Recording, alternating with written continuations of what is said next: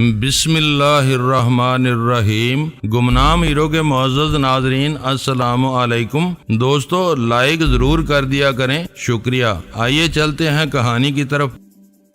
نور نے پالکی کا پردہ گرا دیا اور پالکی چل پڑی۔ میں نے یہ سوچنے کی کوشش ہی نہیں کی کہ یہ لوگ مجھے کہاں لیے جا رہے ہیں۔ نور کی ہلکی سی مسکراہٹ نے میرے دل کو اس خوف سے آزاد کر دیا تھا کہ یہ لوگ میرا گوشت نہیں کھائیں گے۔ مجھے یاد آیا کہ جب میں نیم غشی کی حالت میں تھا تو نور نے مجھے کہا تھا کہ گھبراؤ نہیں، تم میری بادشاہی میں ہو۔ میں نے ہاتھ سے پالکی کا پردہ ذرا سا ہٹایا۔ یہ تو میں پہلے ہی محسوس کر رہا تھا کہ یہ لوگ چڑھائی چڑھ رہے ہیں۔ مجھے ایک طرف سرسبز پہاڑ نظر آیا، ایسے لگ رہا تھا جیسے میں اڑتا جا رہا ہوں۔ دوسری طرف کا پردہ ہٹایا تو مجھے ایک اور پہاڑ نظر آیا، لیکن وہ ذرا دور تھا۔ ان دونوں پہاڑوں کے درمیان ایک اور پہاڑ نظر آیا، لیکن وہ ذرا دور تھا۔ ان دونوں پہاڑوں کے درمیان گہری وادی تھی۔ ہم چونکہ اوپر چڑھتے جا رہے تھے اس لیے وادی اور زیادہ گہری ہوتی جا رہی تھی۔ راستہ قدرے کشادہ تھا۔ مجھے نور نظر نہیں آ رہی تھی، وہ شاید پالکی کے پیچھے پیچھے آ رہی تھی۔ میرا ایک ہاتھ پردوں سے باہر تھا، میں نے پردے گرا دیے تھے۔ نازک سے ایک ہاتھ نے میرا ہاتھ تھام لیا۔ میں نے دوسرے ہاتھ سے پردہ ہٹا کر دیکھا، نور میرا ہاتھ تھامے ساتھ ساتھ چلی آ رہی تھی۔ اب اس کی مسکراہٹ پھولوں کی طرح کھلی ہوئی تھی۔ مسکراہٹ ایک جادو ہے۔ آپ ماتھے پر شکن ڈال کر کسی کے ساتھ بات کریں تو وہ بات خواہ اس کے بھلے کی ہو، وہ نہیں سنے گا۔ ہلکی سی مسکراہٹ پتھر کو بھی موم اور ملائم کر سکتی ہے۔ نور کی مسکراہٹ نے مجھے کھوئی ہوئی طاقت لوٹا دی۔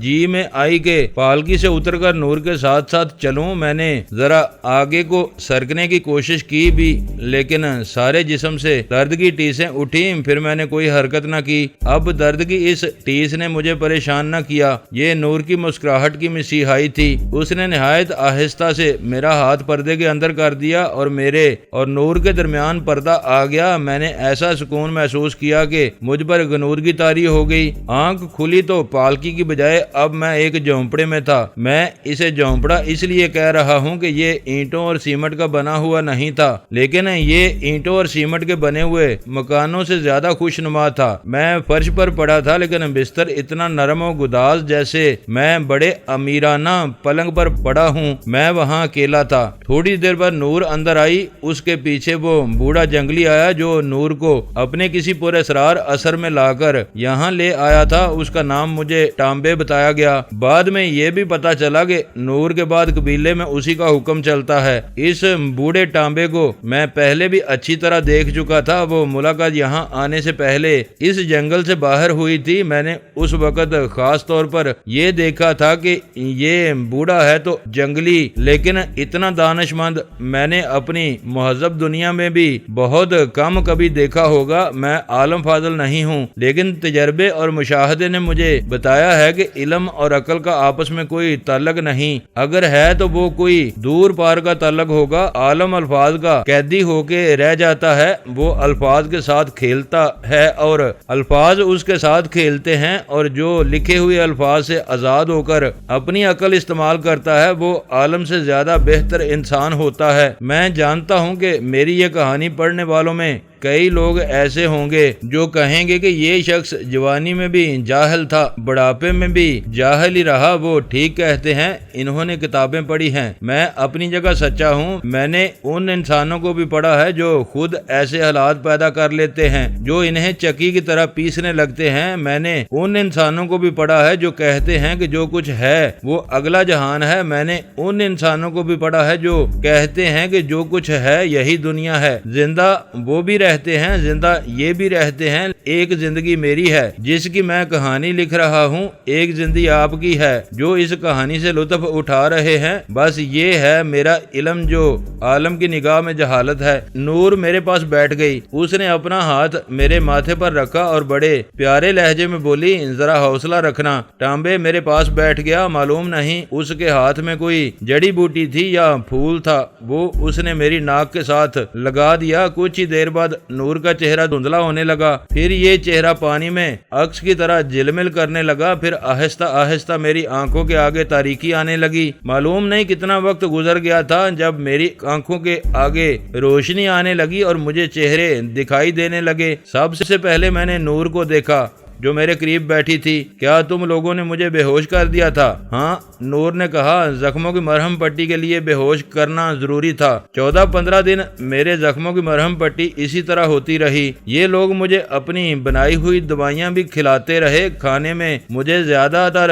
پرندے اور مچھلی دی جاتی تھی، پانی کی جگہ بھی وہ مجھے بکری کا دودھ پلاتے تھے۔ ان چند دنوں میں ہی میں صرف اٹھنے کے نہیں بلکہ کھل کر چلنے پھرنے اور چڑھائی چڑھنے اترنے کے بھی قابل ہو گیا۔ اس دوران میں نے یہ خاص طور پر دیکھا کہ میں نے نور کے ساتھ جب بھی اس کی جنگل کی زندگی کے متعلق پوچھا تو مجھے ٹال گئی۔ مرہم پٹی بوڑھا ٹانبے کرتا رہا۔ میں نے 2-3 مرتبہ اس سے پوچھا کہ میں یہاں کب تک رہوں گا، کیا میں یہاں سے جا بھی سکوں گا یا نہیں، یا میرے ساتھ کیا سلوک ہوگا، تو ٹانبے نے مجھے نور کی طرف ٹال دیا۔ ایک روز میں جھونپڑے سے باہر نکلا، میرے دل پر کچھ بوجھ سا تھا۔ مجھے ان لوگوں کا یہ رویہ پریشان کرنے لگا تھا کہ یہ میرے ساتھ کھل کر بات کیوں نہیں کرتے اور میں جو کچھ پوچھتا ہوں اس کا جواب کیوں نہیں دیتے۔ نور نے میرے بار بار پوچھنے پر مجھے یہ بھی نہیں بتایا تھا کہ وہ کہاں رہتی ہے۔ مجھے اتنا ہی پتا تھا کہ وہ جب بھی میرے پاس آتی ہے پالکی میں آتی ہے، اور میں نے یہ بھی دیکھا تھا کہ جب اس کی پالکی نیچے رکھتے تھے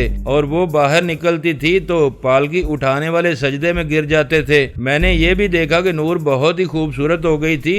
یہ میں اس لیے نہیں کہہ رہا کہ اس کے جسم پر کوئی کپڑا نہیں ہوتا تھا، جسم پر کپڑا نہ ہونے کے باوجود وہ مجھے عریاں نہیں لگتی تھی۔ اس کا سینہ اور سطر بڑے خوبصورت چوڑے پتوں والے پھولوں سے ڈھانپے ہوئے ہوتے تھے۔ اس کے سر پر پھولوں کا ہی ایک تاج سا ہوتا تھا۔ ان پھولوں اور پتیوں میں اس کا چہرہ پھول ہی لگتا تھا۔ اس کی چال ڈال بھی بدل گئی تھی۔ عجیب بات یہ ہے کہ جب میں نے اسے کپڑوں میں مستور دیکھا تھا تو میں نے اپنے آپ سے کہا تھا کہ یہ لڑکی اتنی خوبصورت ہے کہ اس کی خاطر لوگ قتل ہو سکتے ہیں، لیکن اب جب میں اسے عریاں دیکھ رہا تھا اور وہ پہلے سے زیادہ حسین لگ رہی تھی تو میرے ذہن پر تقدس غالب آ گیا تھا۔ یہی تقدس اس کا لباس تھا۔ میں نے ایسا محسوس کیوں کیا میں بیان نہیں کر سکتا۔ میں اس شام جھونپڑے کے باہر اداس بیٹھا تھا۔ مجھے نور کی پالکی آتی نظر آئی۔ پالکی میرے قریب آ کر رکی اور اس میں سے نور نکلی۔ اس کے اشارے پر 4 آدمی پالکی اٹھا کر چلے گئے۔ نور کو اپنی طرف آتے دیکھ کر میں اٹھ کھڑا ہوا۔ اس نے میرے قریب آ کر مجھے بٹھا دیا اور میرے قریب بیٹھ گئی۔ آج اداس نظر آ رہے ہو خانو، نور نے میرے کندھے پر ہاتھ رکھ کر کہا۔ نور،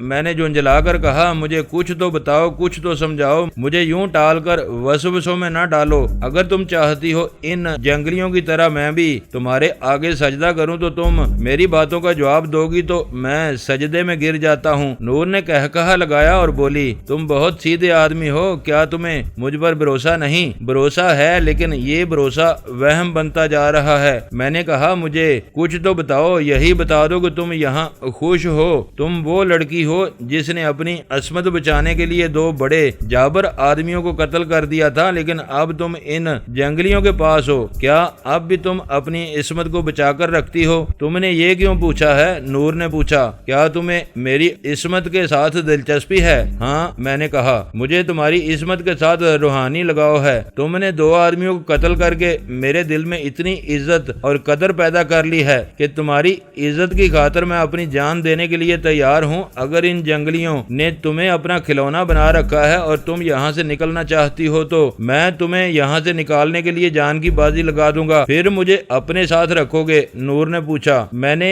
یہ نہیں کہا کہ میں تمہیں حاصل کرنا چاہتا ہوں، میں نے اسے جواب دیا، میں تمہیں ان جنگلیوں سے بچانا چاہتا ہوں۔ تم نے مجھے نئی زندگی دی ہے، ورنہ اب تک اس جنگل کے درندے میری ہڈیاں بھی چبا چکے ہوتے۔ مجھے اس کا صلہ دینا ہے۔ میں تمہارا مقروض ہوں۔ اگر میں تمہیں یہاں سے نکال لے جاؤں گا تو ایک امانت کے طور پر جہاں کہو گی وہاں چھوڑ آؤں گا۔ نور نے آہ بھری اور بولی، میں یہاں خوش ہوں خانو۔ یہاں مجھے یہی ایک بات روحانی مسرت دیتی ہے کہ میری عصمت محفوظ ہے، میں ان کی دیوی ہوں۔ مجھے یہ لوگ پونانگ کہتے ہیں، یہ یہ میری عبادت کرتے ہیں سوائے بوڑھا ٹانبے کے۔ یہاں جو بھی میرے ساتھ بات کرتا ہے وہ سر جھکا کر بات کرتا ہے۔ پنانگ کی آنکھوں میں آنکھیں ڈال کر بات کرنے کو یہ لوگ گناہ سمجھتے ہیں۔ میرا خیال ہے یہ لوگ تمہیں اپنے کسی اثر میں لا کر یہاں لائے تھے۔ میں نے کہا کیا اب بھی تم پر وہی اثر ہے؟ نہیں، اس نے جواب دیا، اب مجھ پر ایسا کوئی اثر نہیں۔ جب میں اس اثر سے آزاد ہوئی تھی تو مجھے احساس ہوا تھا کہ بوڑھے ٹانبے نے مجھ پر اپنا کوئی طلسم طاری کر رکھا تھا۔ مجھے اچھی طرح یاد ہے کہ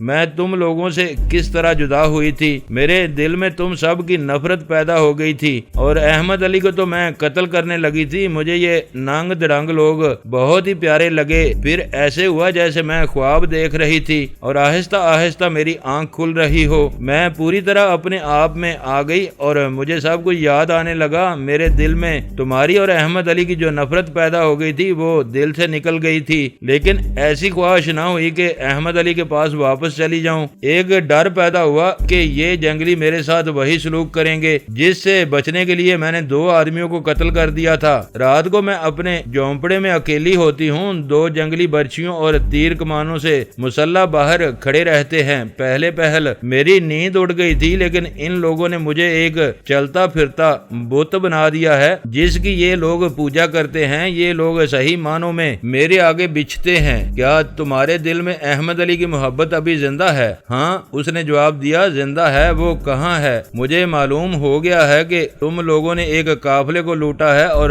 تمہارے بہت سے ساتھی مارے گئے ہیں۔ کیا احمد علی زندہ ہے؟ وہ تمہارے ساتھ ہوگا، وہ زخمی تو نہیں؟ میرا خیال ہے وہ زندہ ہے، میں نے جواب دیا۔ میں نے اسے کہیں دیکھا نہیں تھا، وہ بہت ہوشیار اور چلاک آدمی ہے، نکل گیا ہوگا۔ نور، میں تمہیں ایک بات کہنا چاہتا ہوں، اگر تم یہاں اس لیے خوش ہو کہ یہاں تمہاری عصمت محفوظ ہے تو اس کا مطلب یہ ہے کہ تمہیں اپنی عصمت اپنی جان سے زیادہ عزیز ہے۔ پھر تم احمد علی کو بھول جاؤ، اسے دل سے اتار دو۔ کیوں؟ نور نے کہا، میں تو سوچ رہی تھی کہ پتہ چلے گا کہ وہ کہاں ہے تو میں اسے اغوا کر کے یہاں رکھ لوں گی۔ اگر تمہیں یہ شک ہے کہ تمہارے دل میں احمد علی کی جو جگہ ہے وہ میں لینا چاہتا ہوں تو یہ شک دل سے نکال دو۔ میں نے کہا، میں تمہیں یہ بتانا چاہتا ہوں کہ احمد علی کے دل میں تمہاری ذرا سی بھی محبت نہیں۔ کیا تمہیں یاد نہیں کہ وہ تمہیں بہت بڑے ڈاکو کے ہاتھ بیچ بھی چکا ہے؟ وہ اب ساری زندگی ڈکیٹی اور رہزنی میں گزارنے کا تہیہ کر چکا ہے۔ وہ تمہیں اپنے پاؤں کی زنجیر سمجھتا ہے، اس کے دل میں کسی کی بھی محبت نہیں۔ وہ مجھے اپنا بڑا پیارا دوست کہا کرتا ہے، لیکن میرے ساتھ اس کی محبت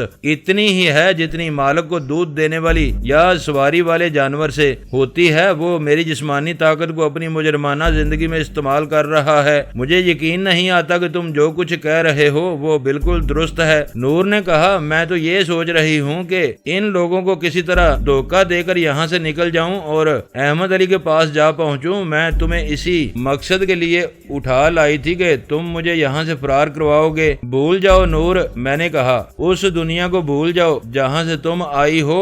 وہاں فریب اور عیاری کے سوا کچھ بھی نہیں۔ میں مرد ہوں، میں اس دنیا کا سامنا کر سکتا ہوں، میں جوابی وار بھی کر سکتا ہوں۔ تم عورت ہو، تم اس غلاظت کی تصور میں بھی نہیں لا سکتی جہاں تمہیں پھینک دیا جائے گا۔ نہیں خانو، نور نے کہا، تم نے دنیا کو ایک آنکھ سے دیکھا ہے اور یہ تمہاری اپنی آنکھ ہے۔ تم نے ڈکیٹی اور ہر طرح کے جرم کو زندگی بنا لیا ہے۔ تمہیں وہ لوگ بھی فریب کار اور عیار نظر آتے ہیں جو تمہیں گرفتار کرنا چاہتے ہیں۔ تم انہیں بھی فریب کار اور عیار کہو گے جو تمہیں اس راستے سے ہٹانا چاہتے ہیں۔ خانو، تم نے محبت کا ذائقہ نہیں چکھا۔ یہ صحیح ہے کہ محبت مجھے ذلیل و خوار کر رہی ہے اور وہ آدمی مجھے دھوکہ دے رہا ہے جس کی محبت کو میں اپنی روح میں پال رہی ہوں، لیکن میں جو تمہاری ہی طرح اپنے گھر سے باغی ہوں، ساری دنیا کے مردوں کا سامنا کر سکتی ہوں کیونکہ میں نے کوئی جرم نہیں کیا۔ محبت کی ہے، تم اپنی حالت دیکھو، تم مفرور مجرم ہو۔ درخت پر پرندہ آہستہ سے پھڑپھڑاتا ہے تو تم بدک اٹھتے ہو کہ تمہیں کوئی پکڑنے کے لیے آ رہا ہے۔ تم دنیا کا کیا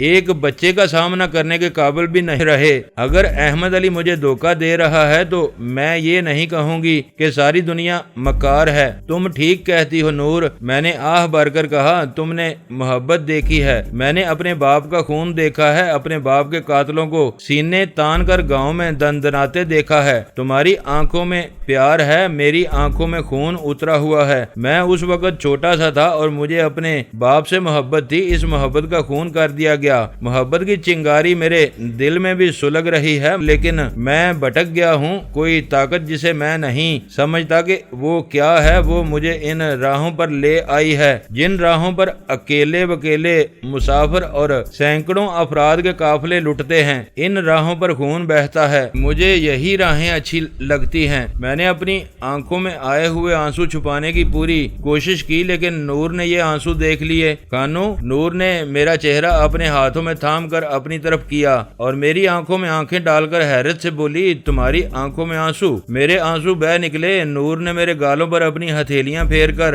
آنسو پونچھ ڈالے۔ میرے سامنے محبت کا نام نہ لو نور، میں نے کہا۔ محبت کا نام سن کر ایسے لگتا ہے جیسے پیاسے کو کسی نے یاد دلا دیا ہو کہ پانی بھی کوئی چیز ہوتی ہے۔ نور نے میرا سر اپنے کندھے پر رکھ لیا، اس کا ایک گال میرے ماتھے کے ساتھ لگ گیا۔ اس کے کھلے اور بکھرے ہوئے ملائم بال جب میرے دوسرے گال پر آہستہ آہستہ رینگنے لگے تو مجھ پر کب کبھی طاری ہو گئی۔ ایک بن مندر والی رانی تھی جس کے جسمانی لمس سے میں آشنا ہوا تھا، لیکن صاف پتہ چلتا تھا کہ یہ حسین عورت شراب کا ایک گھونٹ ہے جس کا نشہ کچھ دیر بعد اتر جائے گا۔ لیکن نور کے لمس میں جانے کیا بات تھی کہ میری روح بھی جھوم اٹھی۔ یہ تاثر شاید اس لیے پیدا ہوا تھا کہ میں نور کو بڑی پاک صاف لڑکی سمجھتا تھا۔ وہ اپنی عصمت کی پجارن تھی۔ مجھ میں اتنی سی انسانیت رہ گئی تھی کہ اسے حسین لڑکی کی بجائے پاک اور شفاف لڑکی سمجھ رہا تھا۔ اگر وہ محبت تمہیں مل جائے تو تم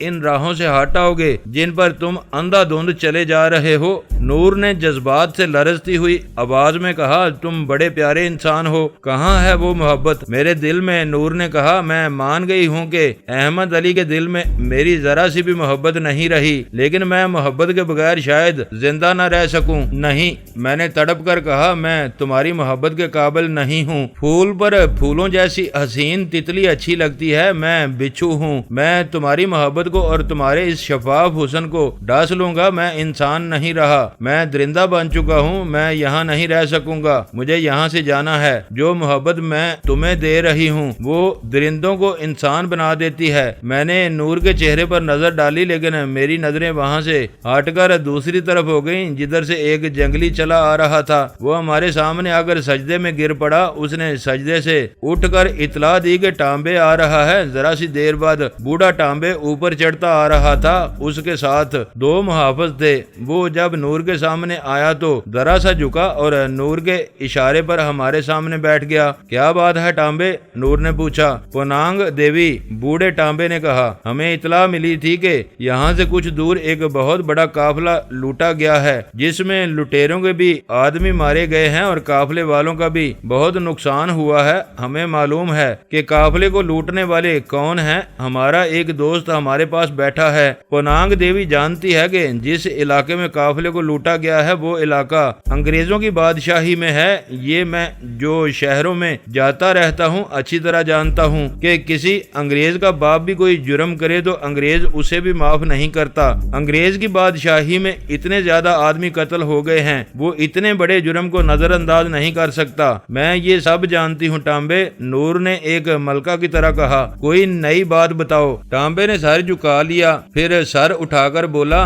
پونانگ دیوی، نئی بات یہ ہے کہ انگریزوں کا ایک ایلچی آیا تھا، اس کے ساتھ پولیس کے 2 افسر تھے۔ انہوں نے مجھے کہا ہے کہ قافلے کو لوٹنے والے رہزن اس جنگل میں چھپے ہوئے ہیں، انہیں ان کے حوالے کر دیا جائے۔ انہوں نے مجھے یہ بھی کہا ہے کہ ہمارا اور ان مجرموں کا آپس میں دوستی کا ایسا معاہدہ ہے کہ ہم ایک دوسرے کی مدد کریں۔ وہ کہتے ہیں کہ مجرموں کو پولیس کے حوالے کر دیا جائے ورنہ ہمارے خلاف کارروائی کی جائے گی۔ وہ کہاں ہیں؟ نور نے پوچھا۔ میں نے انہیں واپس بھیج دیا ہے، ٹانبے نے کہا۔ میں نے انہیں کہا ہے کہ پونانگ دیوی کی مرضی کے خلاف ہم کچھ نہیں کر سکتے۔ میں نے انہیں کل صبح آنے کو کہا ہے، جو بات کرنی ہے وہ تم کرو گے۔ نور نے کہا، میں تمہیں اجازت دیتی ہوں، ہمارے لوگوں کے لیے جو بہتر ہے تم وہی کرنا۔ میں نے انہیں کہا ہے کہ ہمارے پاس کوئی ایسا مجرم نہیں جس نے قافلے پر حملہ کیا ہو؟ ٹامبے نے کہا، میں نے انہیں یہ بھی کہا ہے کہ دوبارہ آنا چاہتے ہو تو ضرور آؤ، لیکن تمہیں یہاں سے کوئی ایسا آدمی نہیں ملے گا جسے تم ڈھونڈ رہے ہو۔ تم نے یہ بہت اچھا کیا ہے، نور نے کہا۔ کیا اس سے پہلے بھی کبھی ایسے ہوا ہے کہ انگریزوں کا کوئی ایلچی یہاں آیا ہو؟ میں نے ٹامبے سے پوچھا۔ نہیں، ٹامبے نے جواب دیا، ہمارے علاقے سے دور دور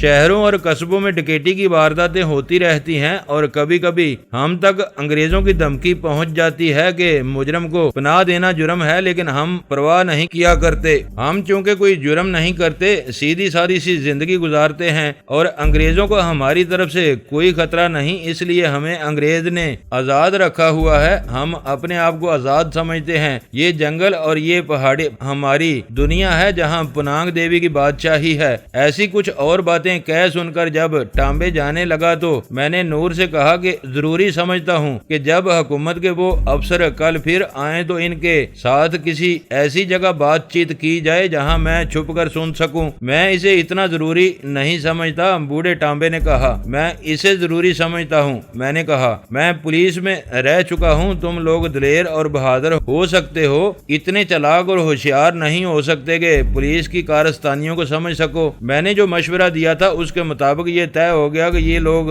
صبح ہونے سے پہلے مجھے اس جگہ پہنچا دیں گے۔ مجھے ایسا کوئی ڈر نہ تھا کہ یہ لوگ مجھے پولیس کے حوالے کر دیں گے۔ میں انہیں پولیس کی چکر بازیوں سے بچانا چاہتا تھا۔ ٹامبے چلا گیا تو میں نے نور سے کہا، میں اب بڑی اچھی طرح چل پھر سکتا ہوں، میں اب صبح خود ہی وہاں پہنچ جاؤں گا، صرف ایک آدمی میرے ساتھ ہو۔ نور پہلے تو ہنسی، پھر بولی، جہاں ہم بیٹھے ہیں وہاں تک انگریزوں کی ہوا بھی نہیں پہنچ سکتی۔ تم یہاں آئے نہیں، تمہیں لایا گیا ہے۔ تم ایسی جگہ آ کر گرے تھے جو اس جگہ کے کچھ قریب تھی۔ تمہیں پالکی میں ایک تو اس لیے لایا گیا تھا کہ تم چلنے کے قابل نہ تھے، اور زیادہ تر اس لیے کہ تم یہاں تک کا راستہ دیکھ ہی نہ سکو۔ ہم بلندی پر بیٹھے ہیں، اس کے ہر طرف اونچے پہاڑ ہیں، ان پہاڑوں کے درمیان چھوٹی چھوٹی وادیاں، پانی اور دلدل ہے۔ اس دلدل میں چھوٹی قسم کے مگرمچھ رہتے ہیں۔ جو وادیاں خشک ہیں وہ درختوں اور قدرتی پودوں کی وجہ سے بہت خوبصورت لگتی ہیں، لیکن باہر کی دنیا کے لوگوں کے لیے یہ موت کی وادیاں ہیں۔ تم چلتے چلے جاؤ گے اور سمجھو گے کہ تم نے بہت فاصلہ طے کر لیا ہے، لیکن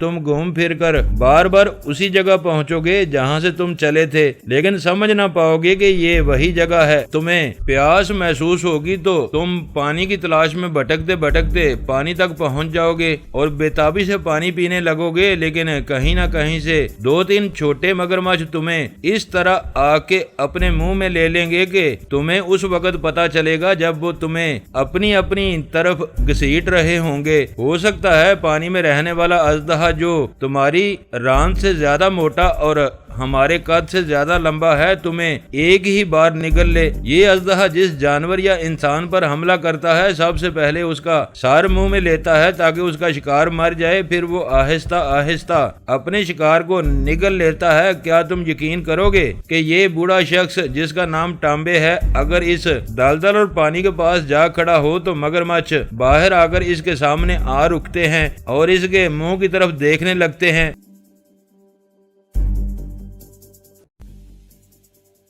دوستو ویڈیو کو لائک ضرور کر دیا کریں۔ ISI پاک آرمی زندہ باد، پاکستان پائندہ باد۔ معزز ناظرین اپنا خیال رکھیے گا اور اپنے اس چینل کا بھی شکریہ۔